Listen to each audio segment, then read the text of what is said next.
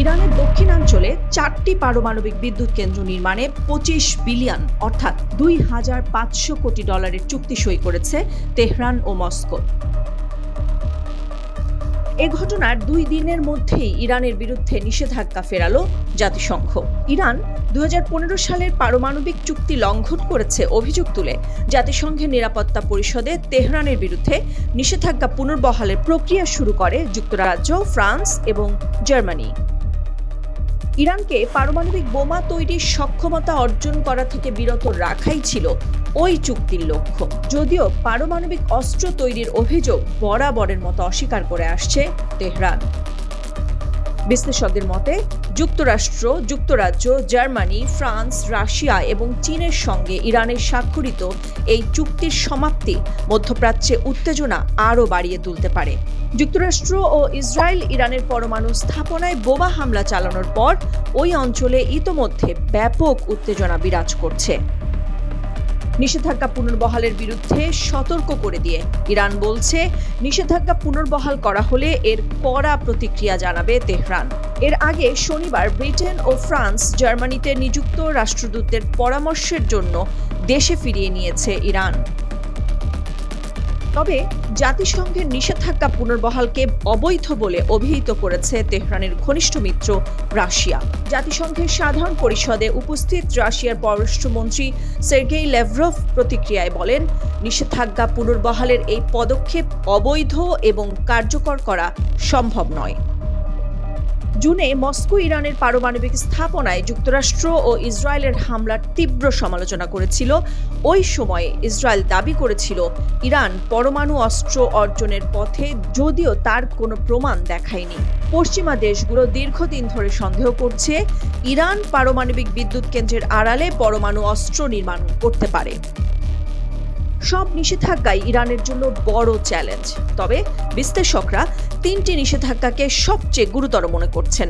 তা হলো তেল গ্যাস খাতে নতুন বিনিয়োগ নিষিদ্ধ করা, ইসলামী বিপ্লবী গার্ড বাহিনী IRGC এর উপর ব্যাপক নিষেধাজ্ঞা এবং 1696 নম্বর প্রস্তাব পুনর্বহাল, যা ইরানকে ইউরেনিয়াম সমৃদ্ধকরণ পুরোপুরি বন্ধ করতে বাধ্য করে। ইউরেনিয়াম সমৃদ্ধকরণের বিষয়টিকে মার্কিন নেতৃত্বাধীন পশ্চিমা দেশগুলোর সঙ্গে ইরানের পারমাণবিক কর্মসূচি নিয়ে আলোচনায় অচল অবস্থা তৈরির কেন্দ্রে রয়েছে। ইরানের তেল গ্যাস খাত তার অর্থনীতির প্রাণশক্তি, কিন্তু তেল গ্যাসের উৎপাদন কমছে, প্রযুক্তি পুরনো হয়ে যাচ্ছে আর দেশি চাহিদা বেড়ে চলছে। উদাহরণস্বরূপ সাউথ পার্স গ্যাস ক্ষেত্রে ইরানের বিদ্যুৎ কেন্দ্রগুলোয় প্রায় 2/3 জ্বালানি যোগায়, কিন্তু চাপ কমে যাওয়ায় বিদ্যুৎ সংকট বেড়েছে। ইরানের তথ্যমতে আগামী 4 বছরে প্রতি বছর 19 বিলিয়ন অর্থাৎ $1,900 কোটি বিনিয়োগ দরকার। যুক্তরাষ্ট্র নিষেধাজ্ঞার ভয়ে অন্য দেশগুলো ইরানে অর্থ লগ্নি করছে না, ফলে একমাত্র রাশিয়া ও চীনই এই অর্থ দিতে সক্ষম এবং হয়তো আগ্রহীও হবে। দেশ দুটি মার্কিন নিষেধাজ্ঞা উপেক্ষা করতে পারলেও জাতিসংঘের নিষেধাজ্ঞা তাদের মানতে হতে পারে, কারণ অতীতে তারাও এ ধরনের প্রস্তাব সমর্থন করেছে এবং নিরাপত্তা পরিষদের স্থায়ী সদস্য হিসেবে নিষেধাজ্ঞা প্রকাশ্যে অমান্য করার ঝুঁকি নেবে না। IRGCর উপর নিষেধাজ্ঞা ইরানের জন্য আরো বড় আঘাত হতে পারে, কারণ অর্থনীতির বহু খাত তাদের নিয়ন্ত্রণে, শত শত প্রতিষ্ঠান তাদের সঙ্গে যুক্ত। ফলে IRGCর উপর পূর্ণ নিষেধাজ্ঞা মানে গোটা ইরানের অর্থনীতির উপর নিষেধাজ্ঞা। চীন ইরানের মোট তেলের 90% কেনে, কিন্তু IRGC ইরানের প্রায় অর্ধেক তেল ব্যবসা নিয়ন্ত্রণ করে। ফলে চীনও কেনা কমাতে বা বন্ধ করতে পারে। রাজনৈতিক দিক থেকেও ক্ষতি ভয়ানক হতে পারে। IRGCর উপর জাতিসংঘের নিষেধাজ্ঞা এ বাহিনীকে আন্তর্জাতিকভাবে আরও একঘরে করবে। এমনকি ইউরোপীয় ইউনিয়ন সহ অনেক দেশ তাদের সন্ত্রাসী সংগঠন ঘোষণা করতে পারে। সেখানে একটি নতুন করে নিষেধাজ্ঞা ইরানের জন্য অস্তিত্বের হুমকি হয়ে দাঁড়াতে পারে বলে মনে করছেন বিশ্লেষকরা।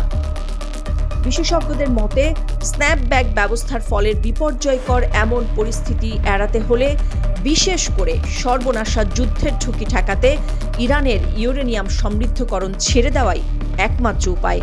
এটাই আজকের সংকটের মূল কেন্দ্রবিন্দু। নাদিরা জাহান, নিউজ ডেস্ক, সারা বাংলা।